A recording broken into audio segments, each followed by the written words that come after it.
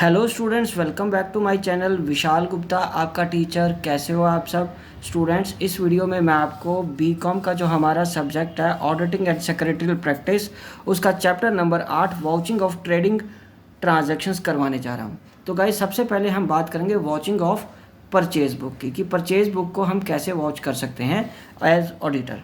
ठीक है। The main aim of vouching of purchase book is to see that all the purchase invoices are entered in purchase book and the goods entered in the purchase books are actually received by the business and the client pays for only those goods which are delivered by the supplier। और client सिर्फ उसी के पैसे पे किएगा जो actual में deliver की गई हैं सप्लायर द्वारा।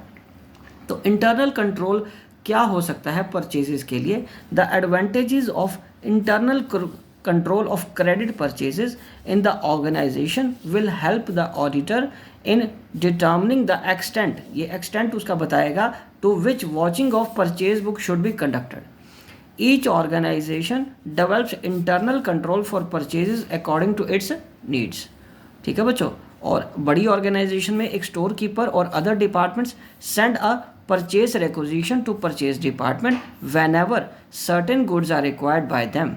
there are also many formalities and lengthy procedure to follow। so auditor की ड्यूटी क्या बनती है क्रेडिट परचेज को वाउच करने के वक्त? वो सबसे पहला है उसका काम, there should be proper record for all the purchase records. दूसरा, the auditor should see that only credit purchases of goods are recorded in purchase book. तीसरा, the purchases book can be verified from the purchase invoices, copies of ordered placed etc।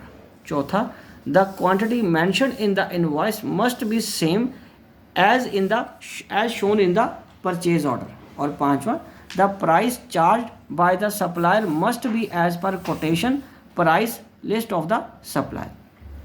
और छठा, the purchase of goods is sanctioned by the responsible officer। और seventh, the supplier bill must be in the name of the business। और eighth है उसका क्या ध्यान रखना है उसने, the goods purchase must not be for the personal use of the officers. और ninth point, duplicate bills must not be entered in the purchase book.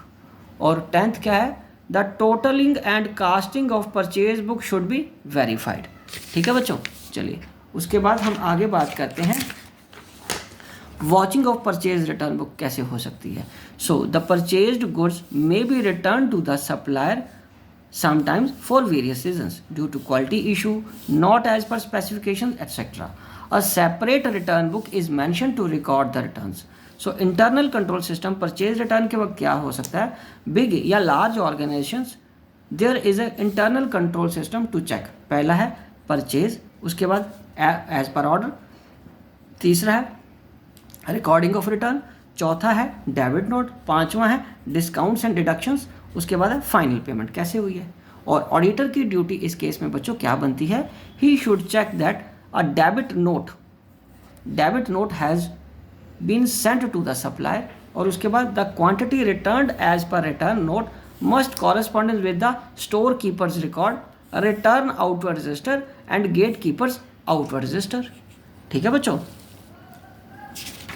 चलिए उसके बाद he should be careful about the recording of purchase return book in the current year. और पांचवा, purchase return of the first month and last month of the accounting year should be vouched carefully to detect any manipulation of accounts.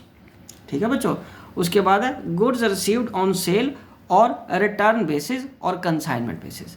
तो इसको हम कैसे करेंगे, sometime the goods are received from the supplier on sale और return basis, such goods shall not be treated as purchase unless final decision.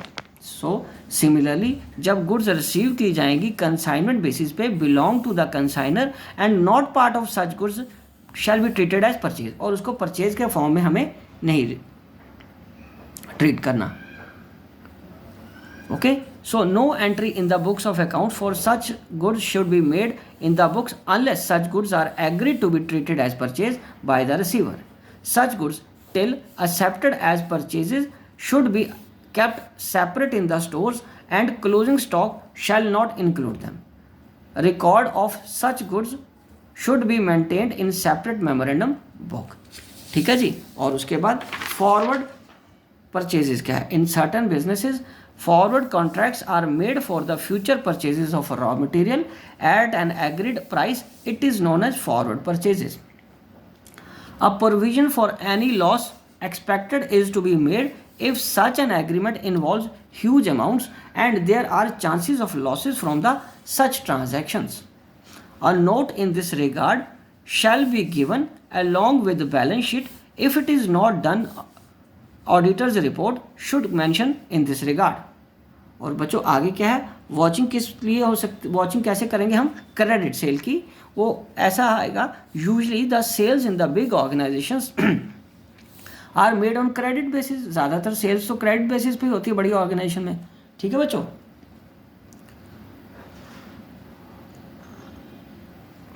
The client himself prepare the sales invoice and records credit sale in the sale book. All auditor can do is to depend upon the sale invoices and internal control system for the credit sale in operation. और internal control क्या हो सकता है credit sale के? बच्चों उसका है any order received और booked shall be recorded in A separate register giving full details of the goods, giving full detail of the goods order. The following details regarding goods order should be available. पहला क्या बच्चों? Name of the customer, दूसरा है quantity order, तीसरा है sale prices, चौथा reference number, पांचवा date of delivery, छठा मेड ऑफ डिलीवरी, उसके बाद particulars regarding sales tax excise duty and insurance etcetera. ठीक है। और ऑडिटर की ड्यूटी क्या बनती है? He should examine the internal control system in force. The sales register should be examined with the copies of sales invoices. Test checks should be applied on the calculations made in the sale basis. On sale basis, the totaling and costing of sale book should be verified. ठीक है बच्चों। The sales tax duties collected through sales invoices must be recorded under separate accounts. और उसके बाद बच्चों क्या चीज़ है? Trade discount allowed to the customers should be checked. ठीक है जी। चलिए हम आगे बढ़ते हैं। सेल्स रिटर्न बच्चों इसमें है sales returns are the returns made by the customer on the return of goods the customers a credit note is issue to the customers. ठीक है जी।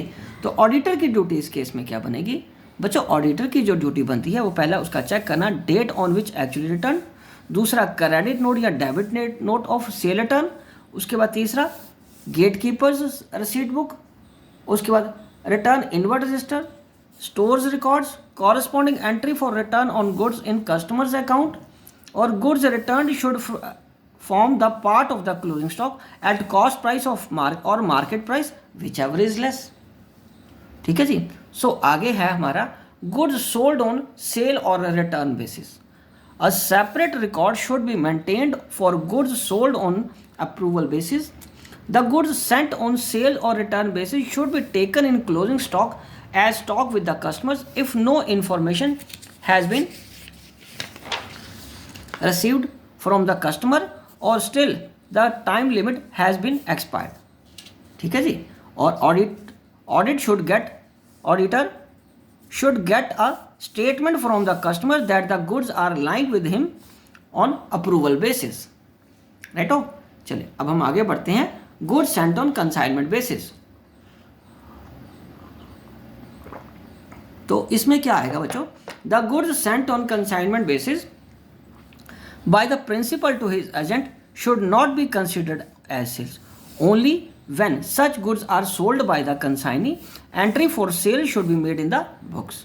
The goods sent on consignment still lying with the consignee should be taken into account closing stock.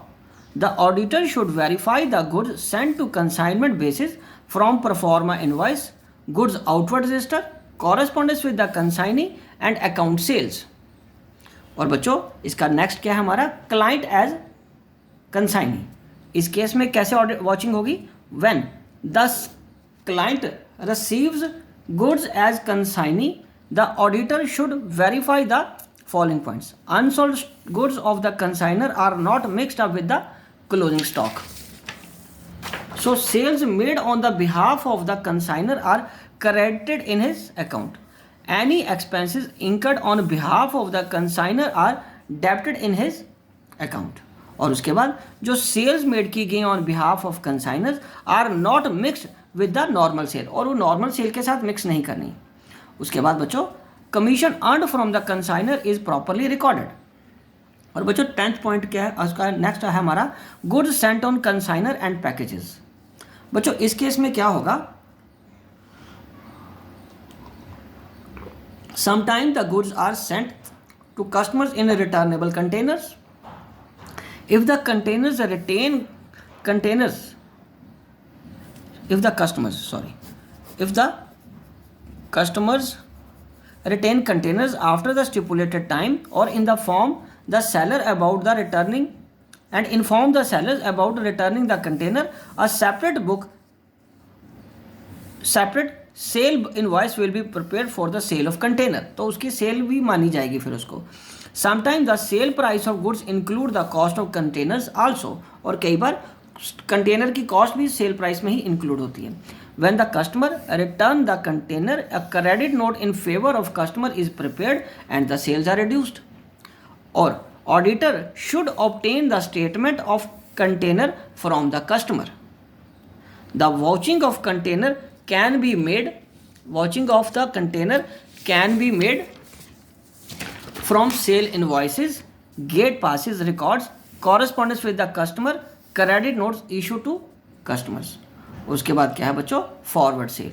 Forward cell में क्या है, in case of the such sale it is agreed to sell a quantity of goods at a specified price on a future date. The auditor should verify that no profit from such sale is taken into account before date of settlement and delivery of goods. It may involve huge amount if goods are delivered partially or the proportionate profit may be taken into account। ठीक है बच्चों, आगे हम discuss करेंगे hire purchase की cell की। चलो तो इसमें है in such sales hire purchase price is payable in statements instalments, ownership of the goods is transfer to the buyer on the payment of the last instalment. So बहुत सारे method followed किए जा सकते हैं वेरियस सच ट्रांजैक्शंस को record करने के लिए। Main feature is that amount of profit is to be taken into account only when the amount of instalment is realised. The auditor should verify that profit on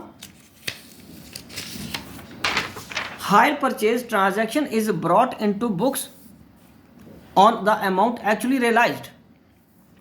The amount of profit on installment which are not yet due or realized, a provision shall be created for such profit and the balance sheet it shall be deducted from the debtor। और वो debtor में से फिर deduct कर देंगे।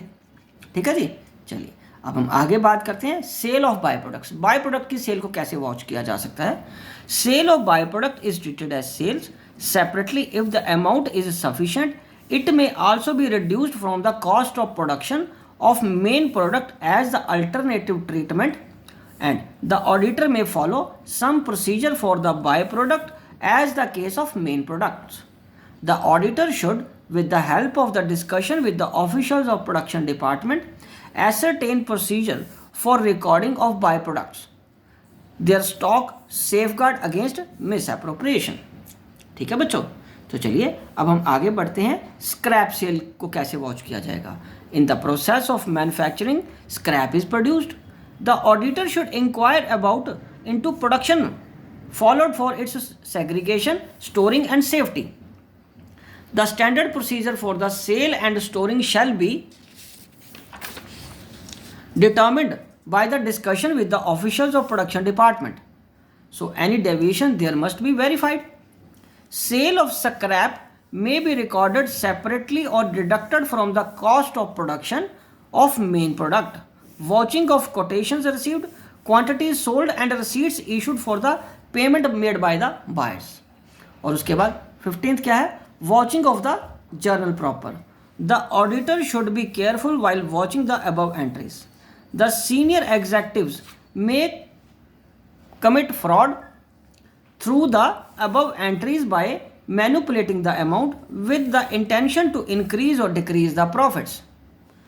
Or the auditor should verify the validity of the entries, उसको validity entries की पता करनी है फ्रॉम द सोर्सेज। कौन से सोर्सेज ऑफ अकाउंटिंग प्रैक्टिसेस के? बोर्ड से रेजोल्यूशन, मिनट बुक्स से कर सकता है वो, परचेज इनवॉइसेस से और सेल इनवॉइसेस ऑफ एसेट्स। ठीक है बच्चों, चलो अब हम आगे बढ़ते हैं journal considerations while watching trading transactions को। सबसे पहले ओवर स्टेटमेंट और and under statement of profit, इसको अंडरस्टैंड करना है। डिस्टिंग्विश मेड करना है कैपिटल और रेवेन्यू आइटम्स के बीच में।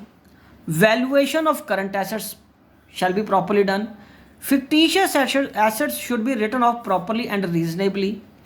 उसके बाद है proper valuation of stock in trade, और लास्ट है to verify sales and purchases properly. तो बच्चों इसी के साथ ये टॉपिक और ये चैप्टर कंप्लीट होता है। आई होप कि आपको अच्छे से समझ आ गया होगा। आप इसी तरह मेरे चैनल को सब्सक्राइब करके वीडियोस देखते रहिए और अपना कोर्स कंप्लीट करते रहिए। Wishing you good luck.